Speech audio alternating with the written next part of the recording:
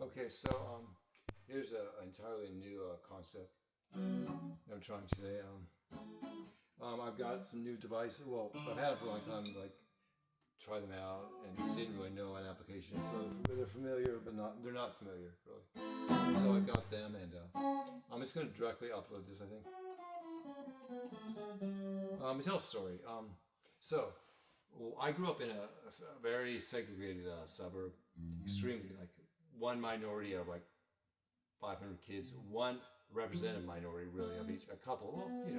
Well, it was really interesting. Like, so when I hit high school, my friends and I, we always loved music. We knew music, and we knew good music. And so, like around '78 or '79, the ska movement from Britain came out. And it was called the Two-Tone Movement, and the Specials were one of the bands, and they were integrated. They had it was called the Two-Tone Movement because it was culture of all, what was basically African immigrants, so second or third or fourth generation or fifth or sixth, I don't even know. It's interesting to find out actually if you think about it. Britain's history with immigration, but yeah, so they mixed some, and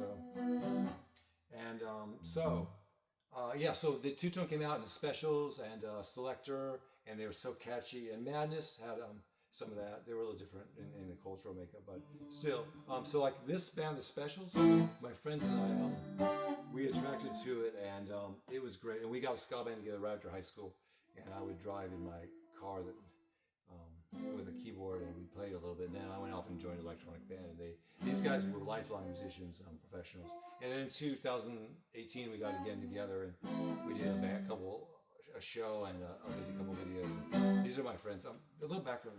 My mom was an artist. She made shadow boxes. So I started just a few weeks ago. I made one of my mom. There she is, beautiful. She bought me this heart-shaped box on my 50th birthday, and she bought me a piano when I was a kid. So I have a Bach, Johann Sebastian, and I painted watercolor, and that's her. She's a beautiful woman.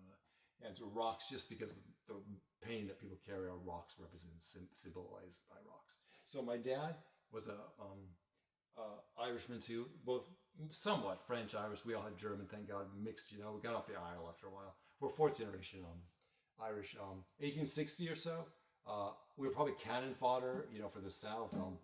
Hopefully, we probably recruited where we just wanted to get away from family, right? So we came here, and but it makes me think like, okay, it's important. Some things are worth fighting for.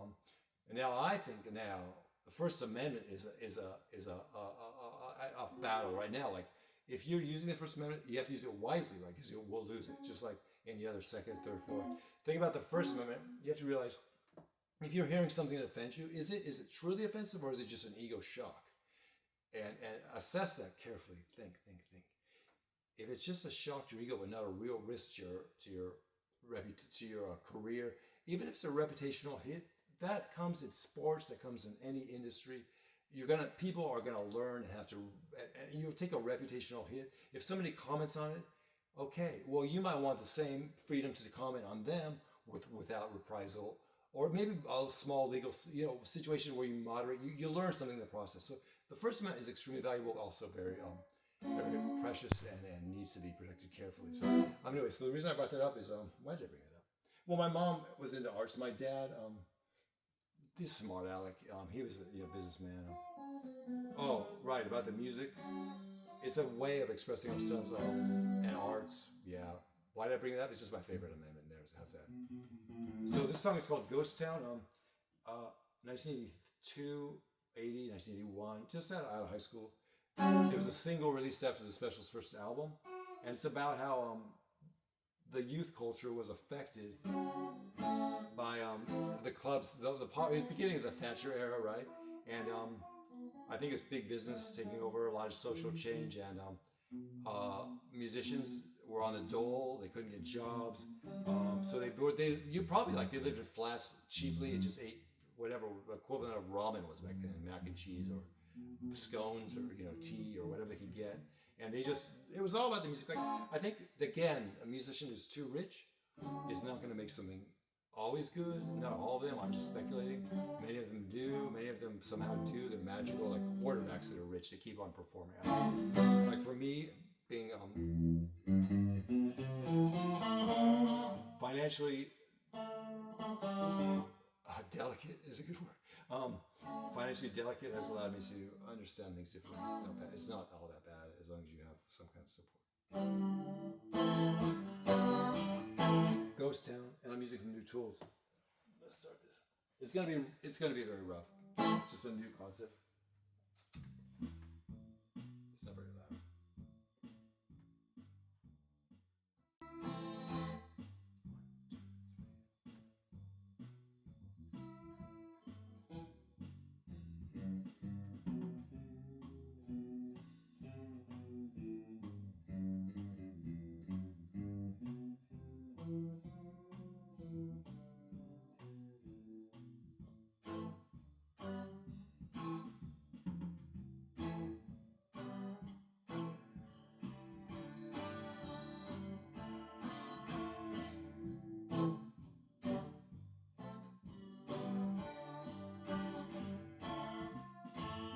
This town is coming like a ghost.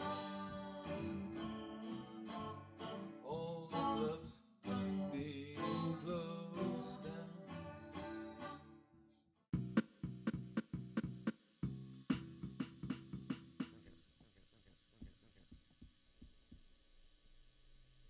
A lot, and music is important to that. So this song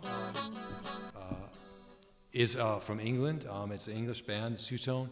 Specials was a ska band, one of the very first two-tone movement bands. They had their own label, and they got picked up by Chrysalis, I believe, in the U.S. And produced by Elvis Costello, another great writer. He produced it. And so it's a movement where both cultures were allowed to express themselves.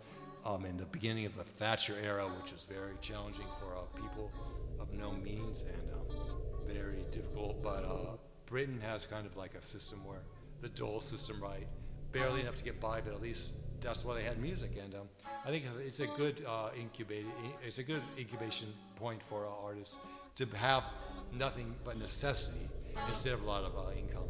Out of necessity comes a lot of invention. Okay, so this song is called Ghost Town.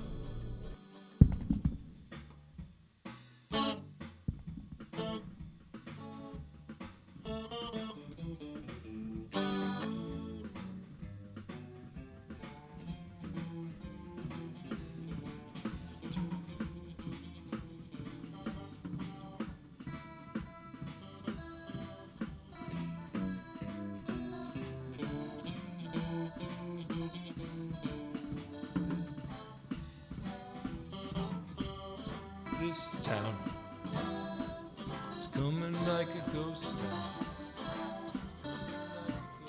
All the clubs are being closed down.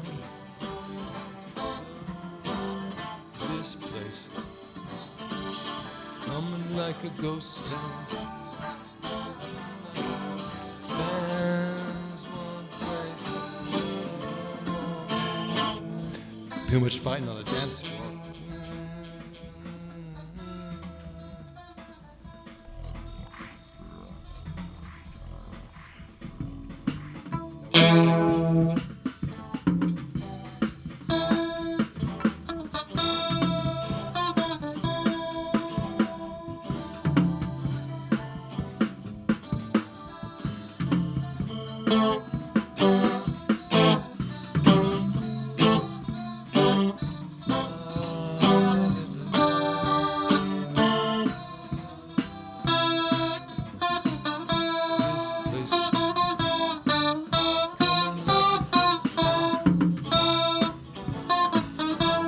No jobs for people in this country. No jobs.